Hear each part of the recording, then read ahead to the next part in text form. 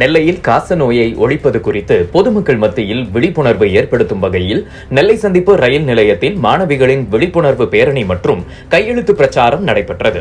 திருநெல்வேலி மாவட்டம் துணை இயக்குநர் சுகாதார பங்கல் டாக்டர் வி.பி. துரை ஆகியோரின் ஆலோசனையின் பேரில் தெற்கு ரயில்வே துறை மற்றும் தமிழ்நாடு காசநோய் ஒழிப்பு இயக்கம் இணைந்து காசநோய் ஒழிப்பது குறித்த பொதுமக்கள் மத்தியில் விழிப்புணர்வு ஏற்படுத்தும் 100 நாள் பிரச்சாரம் நடைபெற்றது.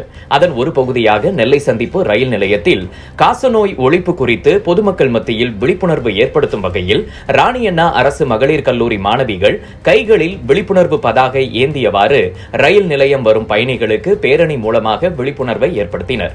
இந்த பேரணியை மதுரை கோட்ட ரயில் நிலைய சுகாதார பிரிவு முதன்மை கண்காணிப்பாளர் பாஸ்கரன் மற்றும் நெல்லை அரசு மருத்துவமனை காசநோய் பிரிவு மருத்துவர் நடராஜன் தொடங்கி வைத்தனர்.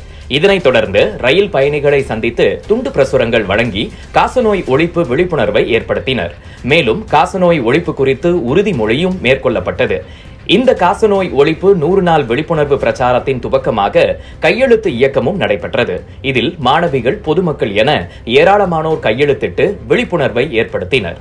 இந்த நிகழ்ச்சியில் மாவட்ட காசநோய் பிரிவு மாரிமுத்து, முதுநிலை சிகிச்சை மேற்பார்வையாளர் முத்துராஜ், சுகாதார பார்வையாளர் சுந்தரி, ராணியண்ணா கல்லூரி பேராசிரியை டைசி, நெல்லை ரயில்வே பாதுகாப்பு படை உதவி ஆய்வாளர் அருண், நெல்லை சந்திப்பு ரயில்வே போக்குவரத்து ஆய்வாளர் முருகேசன், நெல்லை சந்திப்பு சுகாதாரத்துறை தலைமை ஆய்வாளர் ஜெகதீசன், சுகாதார ஆய்வாளர் சுமிதா, செவிலியர் கண்காணிப்பாளர் ஹெலன் சாலமன் மற்றும் ராணியண்ணா கல்லூரி மாணவிகள் ஏராளமானோர் கலந்து கொண்டு பொதுமக்களுக்கு காசநோய் ஒழிப்பு குறித்து விழிப்புணர்வை ஏற்படுத்தினர்.